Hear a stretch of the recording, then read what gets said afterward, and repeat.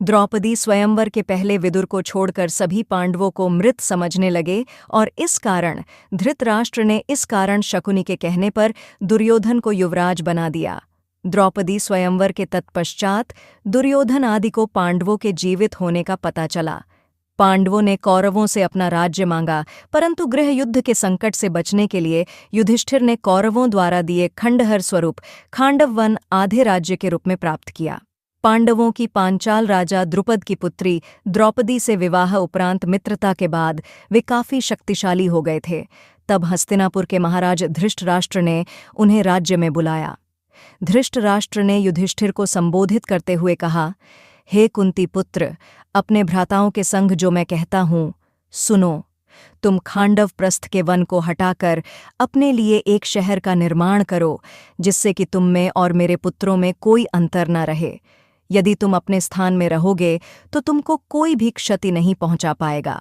पार्थ द्वारा रक्षित तुम खांडव प्रस्थ में निवास करो और आधा राज्य भोगो। धृतराष्ट्र के कथनानुसार पांडवों ने हस्तिनापुर से प्रस्थान किया।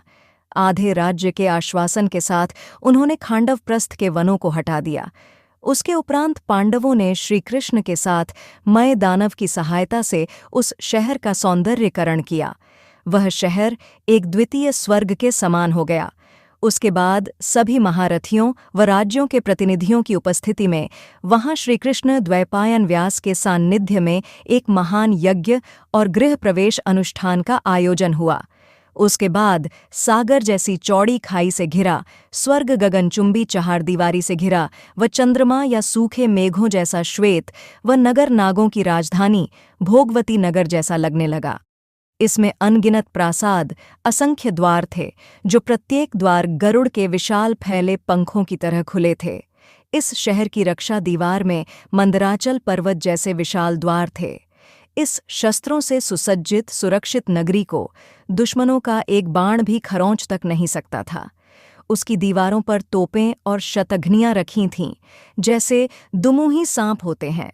बुर्जियों पर सशस्त्र सेना के सैनिक लगे थे। उन दीवारों पर वृहत लौह चक्र भी लगे थे। यहाँ की सड़कें चौड़ी और साफ थीं। उन पर दुर्घटना का कोई भय नहीं था। भव्य महलों, अट्टालिकाओं और प्रासादों से सुसज्जित यह नगरी इंद्र की अमरावती से मुकाबला करती थी। इस कारण ही इसे इंद्रप्रस्थ नाम दिया गया था। इस शहर के सर्वश्रेष्ठ भाग में पांडवों का महल स्थित था। इसमें कुबेर के समान खजाना और भंडार थे। इतने वैभव से परिपूर्ण इसको देखकर दामिनी के समान आंखें चौधिया जाती थीं। जब शहर बसा तो वहां बड़ी संख्या में ब्राह्मण आए, जिनके पास सभी वेद शास्त्र इत्यादि थे। वह सभी भाषाओं में पारंगत थे। यहाँ सभी दिशाओं से बहुत से व्यापारी गण पधारे। उन्हें यहाँ व्यापार कर धन संपत्ति मिलने की आशाएं थीं। बहुत से कारीगर वर्ग के लोग भी यहाँ आकर बस गए। इस शहर को घेरे हुए कई सुंदर उद्यान थे, जिनमें असंख्य प्रजातियों के फल और फूल इत्यादि लगे थे।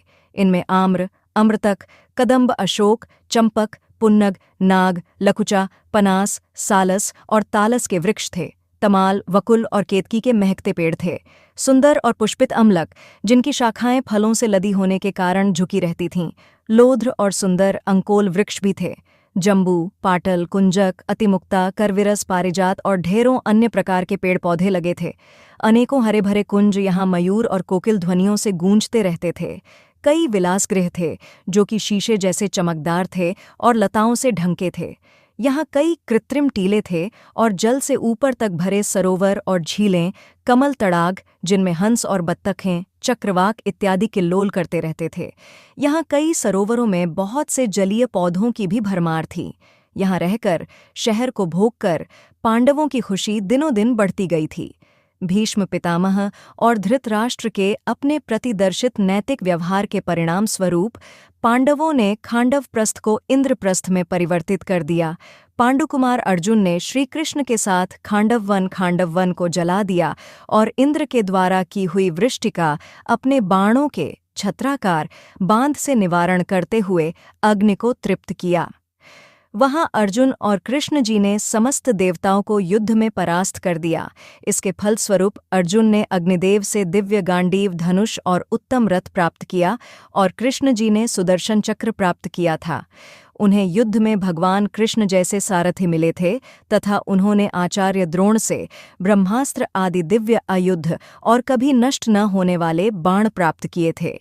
इंद्र अपने पुत्र अर्जुन की वीरता देखकर अति प्रसन्न हुए। इंद्र के कहने पर देवशिल्पी विश्वकर्मा और मय दानव ने मिलकर खांडव वन को इंद्रपुरी जितने भव्य नगर में निर्मित कर दिया, जिसे इंद्रप्रस्थ नाम दिया गया।